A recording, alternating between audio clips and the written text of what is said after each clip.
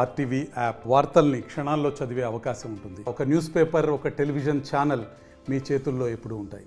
ఎన్ని హామీలు! తల్లికి వందనం, రైతులకు డబ్బులు, కరెంటు ఛార్జీలు పెంచాం, ఉచిత బస్సు ఇచ్చిన బస్సు, ప్రతి దానికి ఫస్ట్ ఉచిత బస్సు. మన ఆడవాళ్ళంతా ఏమనుకున్నారు? బస్సు వేసుకొని యారంటే తిరుగుతుంది అనుకున్నారా? ఇప్పుడు చిన్నారు వాళ్ళు ఏమనుకున్నారు? జిల్లాలోనే అంటారు. యాడికి పోవాలి ఇప్పుడు జిల్లాలోనే అంటే మనకు తెలియదా జిల్లాలో ఎక్కడ తిరగాలంటే. గ్యాస్ సిలిండర్ అంటే అందరూ ఏమవుతున్నారు? సిలిండర్ వస్తాయి ఇంటికి అనుకున్నారు. వచ్చారా సిలిండర్? అందరూ ఏమనుకున్నారు చూసిన అమాయకులు. ఇది 4వసారి మోసపోతుంది. ఏమనుకున్నారు అందరు అమాయకులు? జగనన్న ఇచ్చేది ఎట్లా ఇస్తాడులే, ఈ వస్తే కానీ 3 అంతలు వస్తుంది అనుకున్నారు. అంతే వచ్చారా? అందుకని జగనన్న బాగా చెప్తున్నాడు, ఉన్న పలావుగా బిర్యానీ ఇలాగూ రాదు.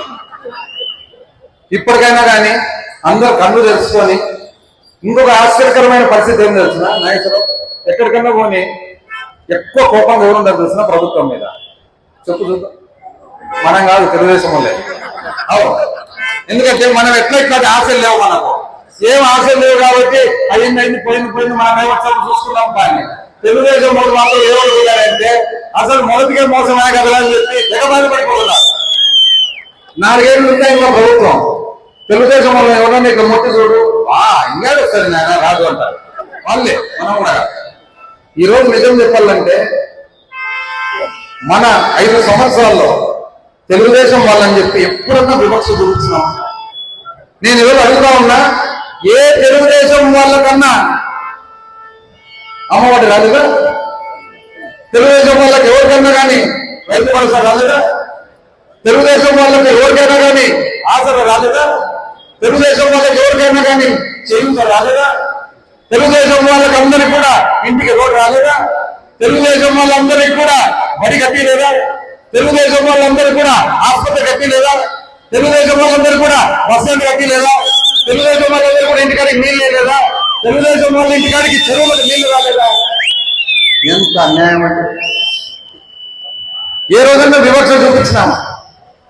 ఎలక్షన్ అయిపోతానే అన్యాయంగా కనీసము తెలుగుదేశం వాళ్లకు తెలుగుదేశం పాలనలో ఒక పెన్షన్ రావాలంటే జన్మభూమి కమిటీ వాళ్ళ దగ్గరికి పోయి 3 నెలల పెన్షన్ ముడుపులు ఇచ్చి పెన్షన్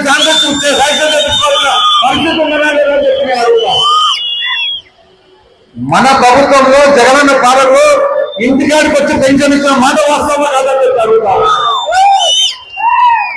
2019, 2024 ఎన్నికలు అయిపోతానే ఏదో చాలా జరిగినట్లు పాపము అమాయకుల ఇళ్ల కాడికి వచ్చేది, కపాసులు ఇళ్ల కాడేసేది, మోటార్ సైకిల్ చించేది, సీట్లు దించేది వాస్తవంగా కాదు. ఏం తక్కువ జరిగిందండి? ఈ రోజు ఆంధ్రప్రదేశ్ రాష్ట్రంలో అదేవిధంగా డోన్ నియోజకవర్గంలో తెలుగుదేశం వాళ్ళందరి ఆస్తి విలువ 3 అంతలు అయిపోలేదని చెప్పి అడుగుతా ఉన్నా. ఎంత అన్యాయంగా అండి! మరిన్ని వీడియోస్ కోసం ఛానల్ ని సబ్స్క్రైబ్ చేయండి. లేటెస్ట్ అప్డేట్స్ కోసం వాట్సాప్ ఛానల్ ని ఫాలో చేయండి. అండ్ లింక్ డిస్క్రిప్షన్ లో ఉంది.